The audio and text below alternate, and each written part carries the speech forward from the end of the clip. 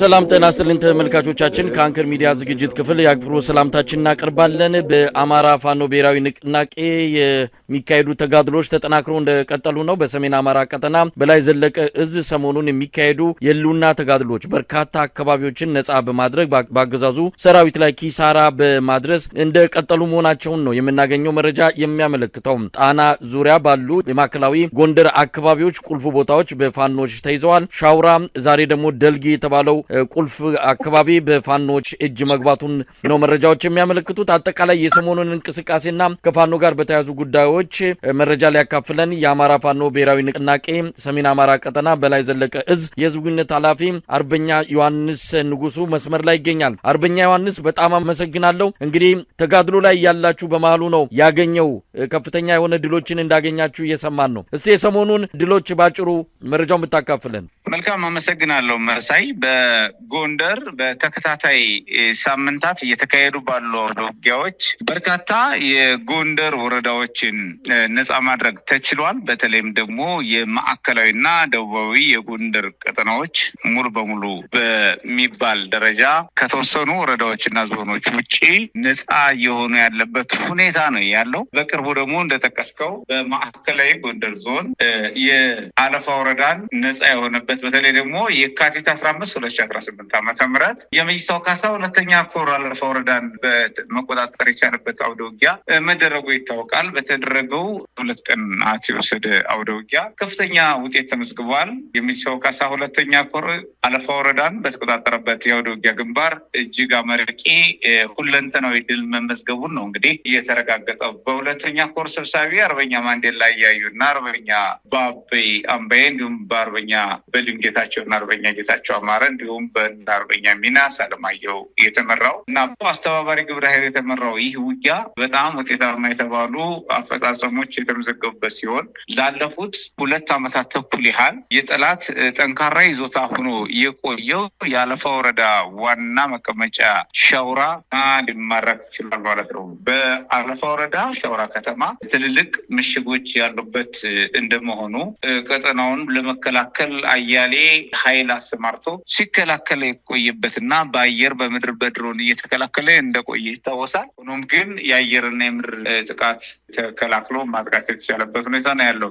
ይህ አውደ ውጊያ የኮርና የክፍለ ጦር አመራሮችን ከብርጌድና ከሻለቃ መሪዎች ጋር በመተሳሰር ቋራሜላ ክፍለ ጦር፣ ካራማራ ክፍለ ጦር፣ አድዋ ክፍለ ጦር፣ ፊታውራሪ ገበየው ክፍለ ጦር ካላቸው ኃይል አወጣተው የካቲት 15 2018 ዓ.ም ነው እንግዲህ አውደ ውጊያ የተጀመረው። ያገዛዙ አሸርጋጅ አድማ በታኝ ሚሊሻ ፖሊስና የስርዓቱ አሸርጋጅ ባንዳዎች በመደምሰስና በመማረክ ከ7 በላይ ከተማ ውስጥ እና ከከተማው ዙሪያ የተሰሩ የቁም ምሽጎችን በመስበርና በመደምሰስ ነው ጠላት በመደምሰስ ነው እንግዲህ የሻውራ ከተማን መቆጣጠር የተቻለው። የአብይ አህመድ የሚተማመንበትና በየሚዲያው እንደማስፈራሪያ የሚጠቀምበት የድሮን ጥቃት ለማድረስ የሚችለውን ያህል ሙከራ ቢያደርግም በሰራዊታችን ላይ ጉዳት አላደረሰም። እንደዚሁም ደግሞ የጠላት ኃይልን መታደግ ሳይችል ቀርቷል ማለት ነው። የድሮን ጥቃቶቹ የሰራዊታችን ጀግንነትና የውጊያ አፈጻጸም ጠላትን ከሻውራ ከተማ ጠራርጎ በማስወጣት የካቲት 16 2018 ዓ.ም በየስራቸው የተደበቀውንና ለማምለጥ የሞከረውን ያገዛዙ አሸርጋጅ ቡድን ነው እንግዲህ እየተፈለገ እጅ እየሰጠ ያልሰጠው ደግሞ ውጊያ የከፈተው ደግሞ እየተደመሰሰ ከሞት ያመለጠውም እንደዚሁ የብልጽግናው ካቢኔና ባንዳ ሰራዊቱ በእግር እያሳደደ ጥቃት አድርሶበታል። ሆኖም ግን የተወሰኑ ኃይሎች ወደ ባህር ዳር አቅጣጫ ሸሽተው ለማምለጥ ሞክረዋል። የአገዛዙ ሰራዊት ከ2 ዓመት ተኩል በላይ መሽጎበት የነበረው የቁም ምሽጎችን ከመስበር ባሻገር ስቶሮችን በመቆጣጠር ተተኳሾችን፣ መሳሪያዎችና መሰል ትጥቆችን በእጃችን በማስገባት ምርኮ ማድረግ ችለናል። የአገዛዙ ስርዓት የፋኖ ቤተሰብ በማለት በተለያየ ምክንያት አስሯቸው የነበሩ ንጹሐን ከ45 በላይ እስረኞችን ተፈተዋል። በዚያው ውጊያ ድል እንደዚሁም የጠላት ኃይል በድምሩ ከ231 በላይ የጠላት ኃይል ተደምስሷል። የጠላት የወረዳ ከፍተኛ አመራሮች፣ የፖሊስ አዛዥ ዋና ኢንስፔክተር ውባንተ ይርሳውና ወንጀል መከላከል ኮማንደር ገብሬ እንዲሁም ደግሞ በጊዜው አብረው የነበሩ የፖሊስ አባላትና የሚሊሻ ጽሕፈት ቤት ኃላፊ ጌታነህን ጨምሮ ፈቃደኛ ሳይሆኑ ቀርተው ሲዋጉ በነበረበት ሁኔታ ሰራዊታችን በወሰደው እርምጃ ደምስሰዋል። እንደዚሁም የተማረከ 53 የተማረከ ጠላት አለ። ከ67 በላይ የቆሰለ አለ። በአውደ ውጊያ የተማረከ ደግሞ በርካታ ንብረት ያለ ሲሆን 2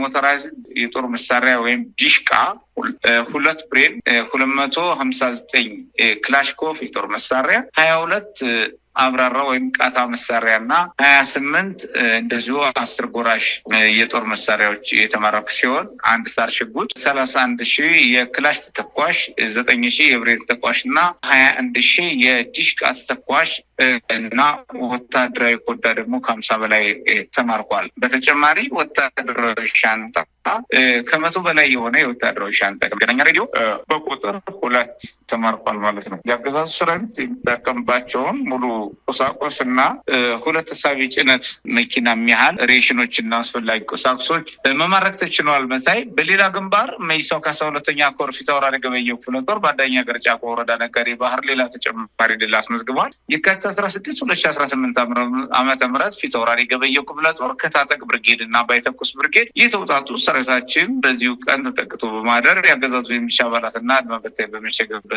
ሰርጎ በመግባት አዳኛ ገርጫቆ ነጋዴ ባህር ልዩ ቦታው አቸራ በር ላይ ጠላትን ከፍተኛ ጉዳት አድርሰውበታል። በአውደ ውጊያው የተገኘ ድል የተደመሰሰ 23፣ 12 የቆሰለ 5 የተማረከና እንደዚሁም የተማረከ ንብረት 17 የክላሽኮፍ የጦር መሳሪያ የተማረከ ሲሆን እንደዚሁም 1,000 የክላሽ ተተኳሽና የብሬት ተተኳሽ ደግሞ 1,200 ያህል በዚሁ ግንባር አውደ ውጊያ ድል መማረክ ተችሏል። በዚህ ሰዓት በሚሳው ከ12ኛ ኮር ስር የምትገኘው ሻወራ ከተማ ሁሉም አገልግሎት ሰጪ ተቋማት ባንኮችን ጨምሮ መደበኛ ስራቸውን ፍጹም ሰላማዊ በሆነ ሁኔታ የዘውትር ማህበራዊና ኢኮኖሚያዊ እንቅስቃሴያቸውን እያደረጉ ይገኛሉ። መሳይ በጣም ሰላማዊ የሆነ እንቅስቃሴ የተደረገ ያለው የዘውትር እንቅስቃሴው ምንም ነገር ሳይጎልበት እየተደረገ ባለው እንቅስቃሴ የከተማዋ ነዋሪዎች ከፍተኛ ድጋፍ አድርገዋል። ለፋኖ ሰራዊት ወደ ከተማ መግባት የህይወትም አካልም ጉዳት ሁሉ እየከፈለ ከፋኖ ጎን መሆኑን ያረጋገጠበት ሁኔታ የፋኖ ድጋፍ የሰጠበትን ሁኔታ ነው እንግዲህ ሻውራ ህዝብ እንዲሁም ያለፋ ህዝብ ያሳየው ማለት ነው። መሳይ በሌላ በኩል በፋኖ የቀረበ የምህረት ጥሪ ያለ ለአገዛዙ ጋር ከአገዛዙ ጋር ተሰልፈው የቆዩ ማንኛቸውም ወገኖች የምህረት እድል የይቅርታና የምህረት እድል የተሰጣቸው ስለሆነ ወደ ፋኖ እየቀረቡ የምህረት ፎርም እየሞሉ ግንባታ የተሰጣቸው የእድሉ ተጠቃሚ እንዲሆኑ እንጂ የአብይ አህመድን ሴራ ደግፈው ከመዳማትና ከመጫረስ ሴራ ራሳቸውን እንዲያድኑ ከዚያ ሻጥርን እንዲወጡ ነው እንግዲህ በቀጠናው ጥሪ እየተደረገ ያለው። በአመዛኙ ቀጠናዎችን እያጸዳን ሰፋፊ ቦታዎችን እየተቆጣጠር እንገኛለን። መሳይ አርበኛ ዮሐንስ እንግዲህ ባለፈው በደቡብ ጎንደር አብዛኛ ወረዳዎች ወደ 18 ወረዳዎች አካባቢ በፋኖ እጅ መግባታቸውን የመንግስታዊ አገልግሎቶችን እናንተ ተክታችሁ ወይም ደግሞ በእናንተ ቁጥጥር ባደረጋችኋቸው አካባቢዎች እንደ መንግስት አገልግሎት አስተዳደሩን እየመራችሁ እንዳለ ይታወቃል። አሁን ማዕከላዊ ጎንደር አካባቢ እንደዚሁ ቁልፍ የሆኑ በርካታ ወረዳዎችን በቁጥጥራችሁ ስር አስገብታችኋል። እንደው ጎንደር የቀረ ምን አለ? ምናልባት አሁን ከናንተ እይታ ስር በቅርብ ርቀት የምታዩዋቸው ልትቆጣጠሩ የምትችሏቸው በአብዛኛው የተቆጣጠራችኋቸውን አንድ ላይ አድርገን ስንመለከት ያገዛዙ ሰራዊትና ያገዛዙ ፖለቲካዊ መዋቅር የቀረው ታዲያ የት ነው ብሎ ጥያቄ ሊነሳ ይችላል። ጎንደር ምን ቀረ ታዲያ? በጎንደር በጥቅሉ የመንግስት መዋቅር ነኝ ብሎ ራሱን የሚገልጸው ቡድን ፈርሷል። ቀደም ብሎም ፈርሶ የቆየ ነው። ሆኖም ግን በወረዳ ከተሞችና በዞን ከተሞች በቁም ምሽግ በመከላከል መዋቅር እንዳለውና መንግስታዊ ሚና እንዳለው ለማድረግ ጥረት ሲያቆይቷል። ሆኖም ግን ይሄን ጥረቱ መና ያስቀረ ማጥቃት ደርሶበት ደግሞ እነዚህን የከተማ ወረዳዎችን ከተሞችን የወረዳ ከተሞችን የዞን ከተሞች እንኳን እስካሁን ባይለቀቁም የወረዳ ከተሞች በአበዛኙ ለቋል ማለትን ብቻ ሳይሆን ፈርሷል። የፈረሰው ደግሞ ትጥቁን እያስረከበ ስንቁን እያስረከበ ሶርሱን እያስረከበ የሰው ኃይሉን እያስረከበ ወይም የተደመሰበት ለፋኖ መልሶ መደራጀትና ወይም ደግሞ ለአካባቢው መልሶ መደራጀት በፋኖ ስር ለሚደራጀው መዋቅር ዝግጁ ሆኖ ቀጠናዎቹ መልሰው እየተደራጁ ነው የሚገኙት። መንግስታዊ ሰርቪሶች የሚሰጡትም በፋኖ ወታደራዊ መዋቅር እንቅስቃሴ ስር የህዝባዊ አስተዳደሮች በሚዋቀሩ ህዝባዊ አስተዳደሮች ስር እየሆነ ነው የሚገኘው። አገዛዙ በጎንደር የቀረው ነገር ቢኖር ጠሪ ሜካናይዝድ ትጥቆችን መማረክ ብቻ ነው። እንደው አርበኛ ዮሐንስ በአገዛዙ በኩል የሚቀርቡ ነገሮች አሉ። አሁን ያለው አጠቃላይ አዝማሚያ በቅርቡም የአማራ ምስለኔ አስተዳደር የጸጥታና ሰላም ቢሮ ያወጣው መግለጫ አለ። በመግለጫው ላይ መከላከያ ሰራዊቱ ለሌላ ሀገራዊ ግዳጅ ጉዞ በሚያደርግበት ጊዜ ተላላኪዎች መንገድ ላይ እየጠበቁ የባንዳነት ስራቸውን እየሰሩ ነው የሚል ነው። እንግዲህ ራሱ መከላከያ ነቅሎ ስለወጣ እንጂ በወታደራዊ ውጊያዎች ተሸንፎ የወጣ አይደለም የሚልም መገለጫ እየሰጡት ይገኛሉ። ትክክለኛው ምንድነው የሚል ጥያቄ ይነሳል። ሌላው የአማራ ፋኖ ብሔራዊ ንቅናቄ የምህረት አዋጅ ካወጣ በኋላ በርካታ ያገዛዙ በተለይም ሚሊሻና አድማ በታኝ ሰራዊት አባላት እጃቸውን እየሰጡ እንዳለ ይታወቃል። ነገር ግን አገዛዙ እነዚህን አካላት የበለጠ እያጠናከረ አሁን ለሀገራዊ ግዳጅ ዋናው ሰራዊት ወደዛ ያመራል። ክልሉን ግን የክልሉን ጸጥታና ደህንነት በተለይ ከናንተ ጋር የሚደረገውን ውጊያ የሚወጡት ሚሊሻዎችና አድማ በታኞች ናቸው የሚል በተወሰነ ደረጃ ንቀትም ያለበት፣ ሌላው ደግሞ ምርጫም ስለሌላቸው አማራጭም ስለሌላቸው የሚያደርጉት እንደሆነ ነው የሚገመተው። እንደው እዚህ ላይ ምን ማለት ይቻላል አርበኛ ዮሐንስ? በጣም ጥሩ መሳይ፣ ጥሩ ጥያቄ ነው ያነሳው። አገዛዙ በቅድሚያ በሁለት ሳምንት ቋጨዋለሁ አጸዳለሁ ብሎ አጽድቻለሁ የተበታተኑት መለቃቀም ነው የቀረ ብሎ ሪፖርት ባቀረበበት ምላሱ መልሶ ደግሞ ከ3 አመት በኋላ ወይም ከ2 አመት ተኩል በኋላ በአውደ ውጊያ ማሸነፍ በፖለቲካ ማሸነፍ በእውነት እንደማይችል ህዝባዊ ሚናና መሰረት እንደሌለው ሲያው አጠቃላይ የፖለቲካም ሆነ ወታደራዊ አቅሙ ተሽመድምዶ መክሸፉን ከገመገመ በኋላ አንድም ሌላ ማስቀየሻ ዘዴዎችን ተጠቅሞ ቀጠናው ላይ መጠነ ሰፊ ጉዳት ሊያደርስ የሚችል የእጃዙር ፕሮክሲ ዋር እንዲደረግ ወይም የእጃዙር ጦርነት በቀጠናው እንዲለኮስ በማድረግ ክብሪት ለኳሽነቱ ሚና አብይ አህመድ በመውሰድ ማሸነፍ ያልቻለውን ጦርነት በእጃዙር ጦርነት ለመበቀል ህዝቡን ከዚህ በላይ ህዝባችን ለመበቀል ጦርነት ጎቶ ለማስገባት ጥረት ለማድረግ ተፍጨርጭሯል። ሆኖም ግን የትኛውም አካል ይሁን በሁሉም ወደ ውጊያዎችና ግንባሮች እኛ የተዋጋ ነው አለኝ ካለው እና ካደራጀው የጠላት ኃይል ጋር ተዋግተን አንገት ለአንገት ተናንቀን መስዋዕትነት ከፍለንና ጠላትን ደምስሰን አቁስለን ማርከን ነው ቀጠናዎችን እየተረከብ ነው። የትኛውም ቦታ በተደረጉ ውጊያዎች የጠላት ኃይል የሚችለውን ያህል የአየርም ሆነ የምድር ጦሩን አሰማርቶ ጥረት አድርጓል። ከዛ ውጭ ግን የአማራ ላይ የተጀመረው ጦርነት ምን ለውጥና ምንም አይነት መፍትሄ ባላገኘበት ሁኔታ ሌሎች የጦርነት እቅዶችን ተከትሎ መሄዱን እንደ ብሔራዊ አጀንዳ አድርጎ ማቅረቡ እንደ ብሔራዊ ተቆርቋሪ እንደ ብሔራዊ ዘብራ ራሱን አድርጎ ለማቅረብ የሄደበት አቀራረብ ፍጹም መሰረተ ቢስ መሆኑ መላ ህዝባችንም ሁሉም ወገን የሚያውቀው ሀቅ ነው። ሆኖም ግን ማሸነፍ አለመቻሉ ነው ከቀጠናውም እያስወጣው ያለው። ማሸነፍ የሚችል ወታደር የለውም። ማሸነፍ የሚችል የፖለቲካ ዓላማና ሀሳብ የለውም። ማሸነፍ የሚያስችል ማሳመን የሚያስችል እውነትና ፍትህ ቁመና ስለሌለው ከእንግዲህ ቅድም እንዳልኩ በ2 ሳምንት ተቋጨዋለሁ ያለውን በ2 አመት ከግማሽም ቢሆን መቋጨት ሳይችል ያደረጋቸውን የአየር የምድር ዘመቻዎች በሙሉ ተሸንፎ ነው እንግዲህ ከጎንደር እየወጣ እንደሆነ የምንረዳው። እንደው አርበኛ ዮሐንስ አጠቃላይ ይሄ ሰሞኑን ያገኛቸዋቸው ድሎች እነዚህ ድሎች ቦታ በመያዝ ብቻ የሚገለጹ አይደሉም። የመሳሪያ አቅማችሁንም ጭምር ነው በከፍተኛ ደረጃ እያሳደጉ የሚገኙት። ተተኳሾችን በጣም ወሳኝ የሆኑ ስትራቴጂክ ጦር መሳሪያዎችን ጭምር በእጃችሁ እንዳስገባችሁ ነው። በተጓዳኝ ወይም ደግሞ በተቃራኒው ያገዛዙን አቅም ያላሸቁ መንቀሳቀስ አቅሙን የመተኮስ አቅሙን ጭምር በከፍተኛ ደረጃ ያዳከሙ እርምጃዎች ወይም ድሎች ናቸው የተገኙትና ምንን ያሳያል? እንግዲህ በቀጣይ ምን እንጠብቅ? እንዲህ አይነቱ ከዚህ በፊት እንደነበረው ከተማ ይዞ መልቀቅ፣ የሆነ አካባቢን ተቆጣጥሮ መቆየት፣ እንደዛ አይነቱ ስትራቴጂ አሁን በምን መልኩ ልናየው እንችላለን? አገዛዙ ተመልሶ የፖለቲካ ስልጣኑን ሊያካሄድ በተለያዩ መንገዶች በድሮን በመምታት በእናንተ አካባቢውን ለቃችሁ ዳግም በመቆጣጠር የፖለቲካ መዋቅሩን ዳግም እንዳይተክል ምንስ ልታደርጉ አስባችኋል? እንደው በቀጣይ ያለውን አጠቃላይ ሁኔታ መግለጽ ከተቻለ።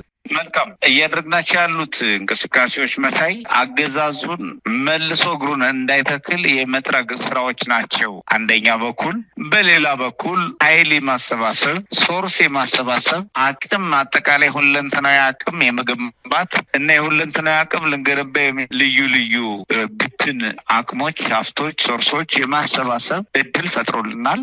ወደፊትም በእነዚህ አንኳር ነጥቦች ላይ በእነዚህ አንኳር ፍላጎቶቻችንና ግቦቻችን ላይ ትኩረት አድርገን ኃይል የምናደራጅበት፣ ሰራዊት የምናፈርስበት፣ የጠላት መዋቅር ያፍርሰን የራሳችን የወገን ሰራዊት የወገን መዋቅር የምንተክልበት እጅግ መጠነ ሰፊ ድል ነው እንግዲህ እየተመዘገበ የሚገኘው። አብይ አህመድ ቀደም ሲልም ተንሳፋፊ ፊኛ ሆኖ የቆየ ነው። መሬት የራቀው እግሩ መሬት መትከል ያልቻለ ነው። በአማራ ክልል ተብሎ በሚጠቀሰው ብልጽግና አማራ ክልል ብሎ በሚጠቅሰው እና ጦርነት እየተካሄደ ባለባቸው ቀጠናዎች አብይ አህመድ መሬት የራቀው ያጠረ ሆኖ መቆየቱ ይታወሳል። አሁን ደግሞ አብይ አህመድ የራቀው እናድርገዋለን።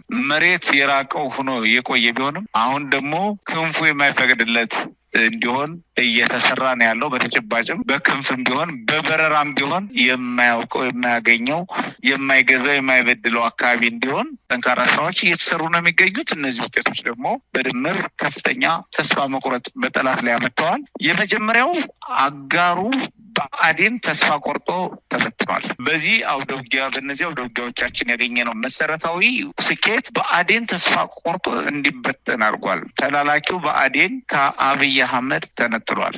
የተነጠለው አቅም አጥቶ ነው። ሁለተኛ የተነጠለው መጀመሪያም ጥምረቱ የማይሳካ የማይታሰብ የክህደት ጥምረት ስለነበር የአብይ አህመድና የብአዴንን ጥምረት እንዲሁም የብአዴንን ተላላኪነት ሚና ወደ ዜሮ የቀየረ የውጤት ድምዳሜ ነው ያለ የሚገኘው በጎንደር። ምክንያቱም ብአዴን መዋቅሩ በሙሉ ተሽመድምዶ ፈርሷል። ብአዴን ሶርሱን በሙሉ አስረክቦናል። ብአዴን ሞራሉ ተሰርቧል ብቻ ሳይሆን ድጋሜ እግር መትከል እንደማይችል አምኖ እንዲሸሽ እንዲፈርስ እና እንዲከስ የሚያስገድዱ እንቅስቃሴዎች ማድረግ ነው የተቻለው በጎንደር። መሳይ በጣም ነው የማመሰግነው። አርበኛ ዮሐንስ ንጉሱ የአማራ ፋኖ ብሔራዊ ንቅናቄ ሰሜን አማራ ቀጠና በላይ ዘለቀ እዝ ህዝብ ግንኙነት ክፍል ኃላፊ፣ እንግዲህ መረጃዎችን ዳግም ተገናኝተን እንደምታካፍለንና አዳዲስ ነገሮችን ለተመልካቾች እንደምታደርሰን ተስፋ በማድረግ እሰናበታለሁ። መልካም ጊዜ። መልካም ጊዜ። እጅግ አመሰግናለሁ።